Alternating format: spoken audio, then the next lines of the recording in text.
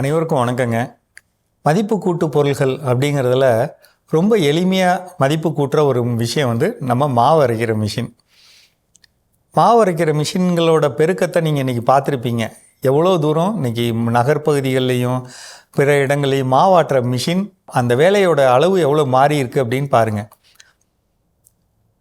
இந்த PMFME அப்படிங்கிற அந்த திட்டம், அதாவது பாரத பிரதமரோட தொழில் முனைவோருக்கான 18 திட்டம். இந்த திட்டம் பார்த்திங்கன்னா ஒவ்வொரு மாவட்ட தொழில் மையத்திலையும் தொழில் மையத்தின் வழியாக செய்யப்படுது. MSME அப்படிங்கிற சிறு குறு மற்றும் நடுத்தர தொழில் துறை அதன் மூலம் கொடுக்கப்படுறது.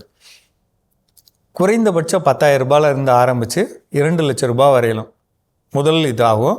அதுக்கப்புறம் 10 லட்சம் முதல் 20 லட்சம் வரையிலுமான செகண்ட் முறையிலையும் அவங்க கொடுக்குறாங்க. இதற்கான கடன் உதவிகள் அங்கே கிடைக்கிறப்ப நமக்கு தேவை ஒரே ஒரு மிஷின்.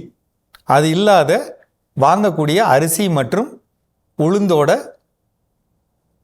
கேபிட்டல் காஸ்ட் அப்படின்னு சொல்லக்கூடிய மொத்த வாங்கக்கூடிய தொகை, இதுதான் உங்களுக்கு தேவை. அதற்கான வழிமுறைகளை அவங்களே சொல்லி தருவாங்க. ரொம்ப எளிமையாக அது கிடைக்குங்க. யாரெல்லாம் வேலைக்கு போக முடியலையோ, யாரெல்லாம் வாய்ப்பு கிடைச்சி அதை ஒரு தொழிலாக உருவாக்க முடியுமோ தயவு செய்யுங்க. இன்றைக்கி சர்வசாதாரணமாக சின்னதாக ஆரம்பிக்கலாம்.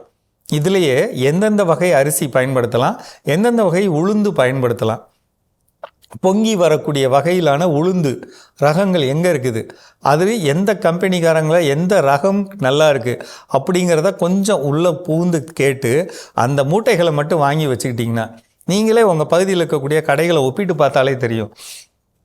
ஒரு சில மாவு இவ்வளோ இட்லிக்கு தான் வரும், ஒரு சில மாவு அதையும் தாண்டி இன்னும் இத்தனை இட்லிகளுக்கு வரும் அப்படிங்கிற மாதிரி வீட்டில் சொல்லுவாங்க.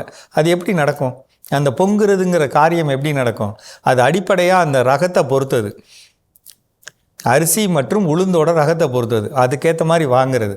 இதெல்லாம் தொழில்நுட்பங்கள், புரியுதுங்களா? எல்லாரும் அரைக்கிறாங்க, எல்லாரும் கொடுக்குறாங்க. இது மாவு எல்லாரும் கொடுக்கறது, அது முக்கியம் கிடையாது.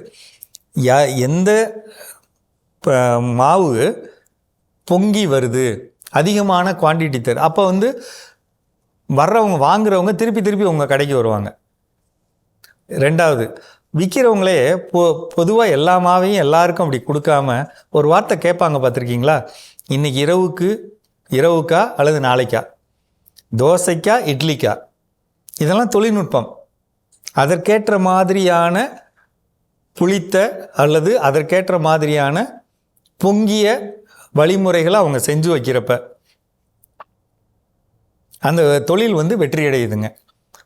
எந்தெந்த இடத்துல இல்லை அப்படிங்கிறத தெரிஞ்சுட்டு அங்கே பண்ணுறது, பரவலாக்கம் பண்ணுறது, தரமாக பண்ணுறது, நல்ல பொருளோட தரமாக பண்ணு, இப்படி பண்ணும்போது இதெல்லாம் வெற்றி அடையுங்க. இப்போ இந்த மாவு அரைக்கக்கூடிய இந்த தொழில்நுட்பத்துக்கான உதவி அவங்கள்ட்டே கிடைக்கிது.